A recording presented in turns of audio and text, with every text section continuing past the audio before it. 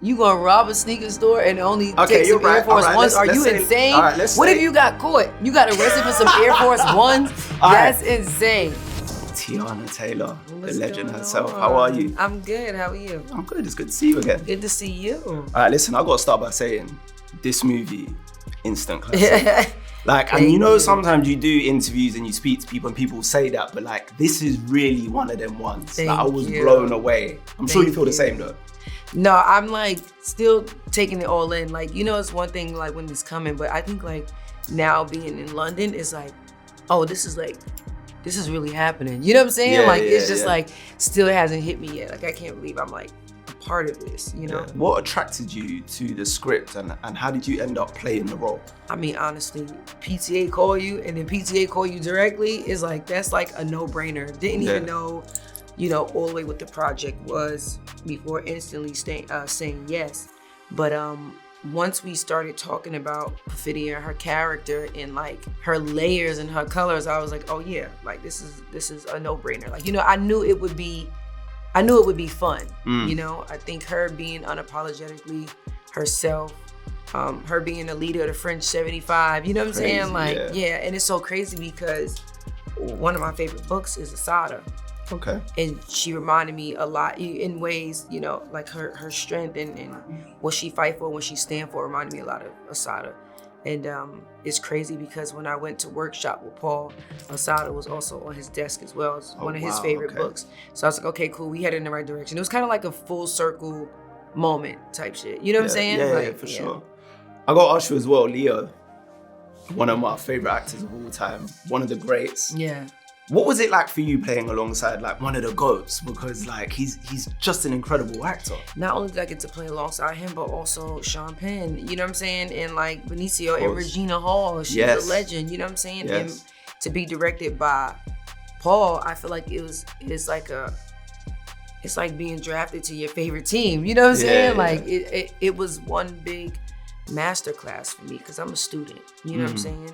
And I'm just like soaking everything up. You know, I'm SpongeBob SquarePants on that set. I'm like, I'm about to soak up everything, you know what I'm saying? So being able to work with people who's been doing this for so long and who's amazing and goated at their craft is a blessing, you know what I'm saying? To be able to even share the same space and be in the same room and be in front of the same lens together is like insane, you know? Especially because, you know, you have Leo, his leadership is amazing, you know, the mentor that he is. Same thing with Sean, the same thing with PTA and all my other cast. Even with Chase, you know, she's the baby of the crew, but even she's amazing, you know what I'm saying? And she's holding her own, you know what I'm saying? So it's just like amazing to be surrounded by like great company. Yeah, I'm sure you grew up watching Titanic as well, like most of us. Let's just settle it here.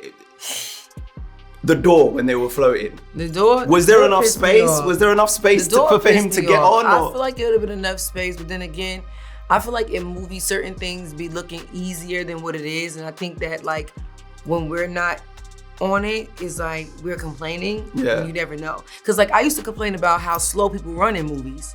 You feel what I'm saying? Until I did like one scene and I was booking it, but from the angle that they caught it made it look like I was sprinting. So I'm like, maybe it's something in the camera, you know what I'm saying? But I did see a video, because I started going down, I go down a rabbit hole. I did see a video where the guy was breaking down why Jack and Rose would not have fit on the door. Okay. I don't make the rules. That's just what I seen. Okay. But me, I'm a conspiracy theorist a little bit. So I still was like, nah, he could have been on that door. So we can leave it at this. Rose didn't let him on the door, but a Rose from Harlem may have let him on the door. You feel me? Because I would have found some. I would have found a way. I could not let Jack drown or freeze. I just couldn't do it. What would you say the main difference is between recording an album and preparing for a Hollywood role like this in a movie of this magnitude? I think in the beginning it all starts with the same. You know, we lay everything on the table and we figure out what we want it to be. I think the difference is like going into the studio and just kind of like creating and, you know, recording, playing, like listening to different beats and stuff like that, which I feel like is probably the process when like Johnny's scoring or something. But, and seeing the way PTA worked, Johnny Green was absolutely scoring as we were filming, like as we were going. So I guess that's kind of like similar to, you know, just going through different records, seeing what fit on certain scenes. But I think preparing for a movie, you got to lay it out. You know, you got to find the layers of that character. Then you want to color coordinate the layers of that character. Then you want to get into what their wardrobe look like, what their look like. You know what I'm saying? If you notice with Perfidia, she always had a Band-Aid, and she had like one lash on this side and one lash on that side. But it's like, even with that, we found her character by accident. Like, we found her look by accident. Like, when I went to do a camera test with Paul, one of my nails broke. Oh, really? And I had on the Band-Aid. Okay. Oh yeah, when he caught me, I was toe up. Like, I'm like, I didn't get my lash refill yet. Like, I was due for a lash appointment. He was just like, no, just come on. So I came there with only one lash on this side, maybe 2 lashes on this side.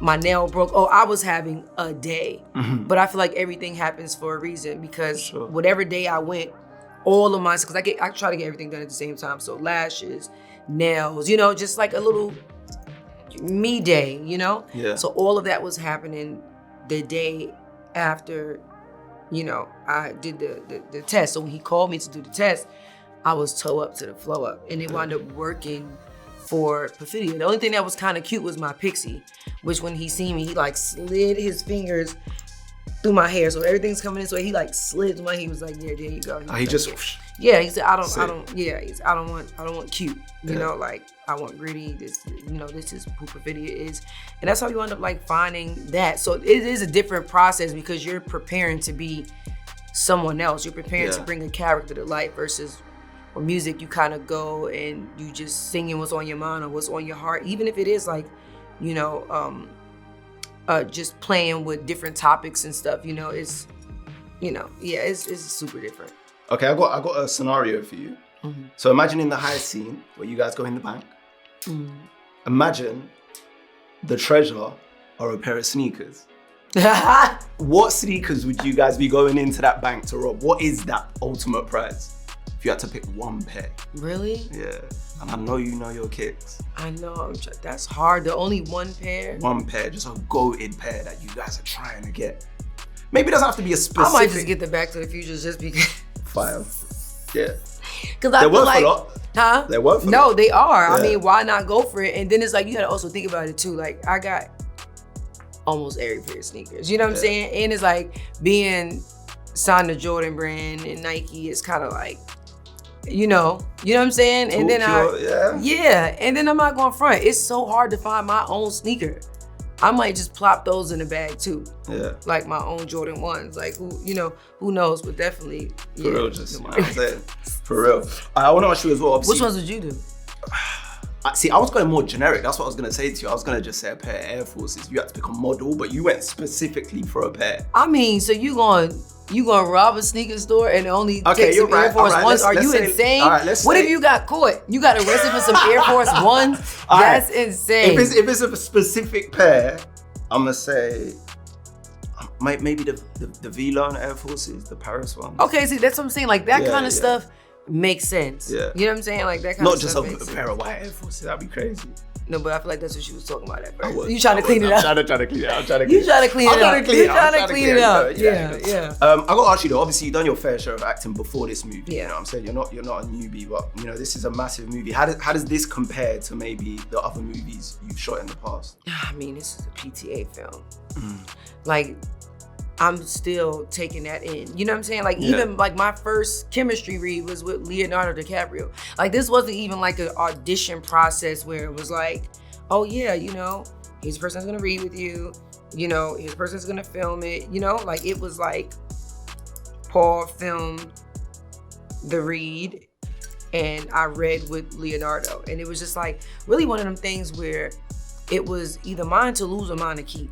You know what I'm saying? And I felt like, okay, cool. Like, I'm one of the babies of the crew. I gotta go hard. You know, it's like. Yeah. And you did. Yeah, this is workout for them to see, like, if you good. Like, we want you, we're interested, but let's see if, you know, this spot is rightfully yours. You know what I'm saying? So I had a point to prove, even though I didn't really have to audition. It was, for me, like I said, it was mine to lose and mine to keep. And, you know, when you around that level of greatness, you want to be the best version of yourself. So it ain't no time to be nervous. It ain't no time to be fanned out. It ain't no time for none of that. You know what I'm saying? Like, I was in lock-in mode. Like, I was working out to make the team. You know what I'm saying? Yeah. If you could just, pitch for people one reason why they should definitely watch this. I mean, I could give 1 million, but I want one from you why they should watch this movie. What would it be? I think it's extremely human. Yeah. And I think that we haven't seen that in a while in a movie. It's raw, it's bold. Also, to see something that's like an action, a thriller, a comedy, but it's also about family. Like, it's just like, and it's such deep subject matters that we're able to kind of also laugh through to like lighten it up.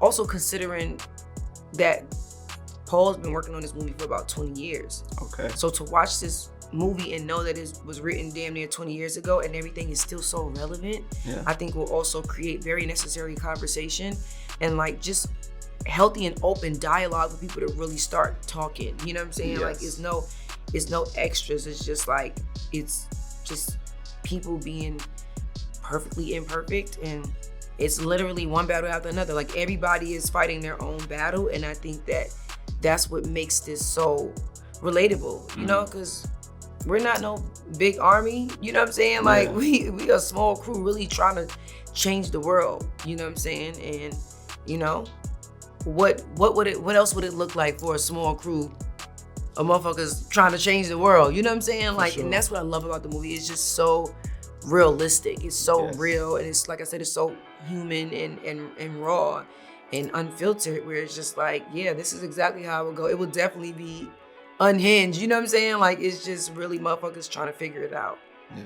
Teyana, it's been an absolute pleasure chatting to you. As always, you absolutely bodied it. And thank you. Much more success to you. Thank you. No Appreciate you. Always good to see you. You too.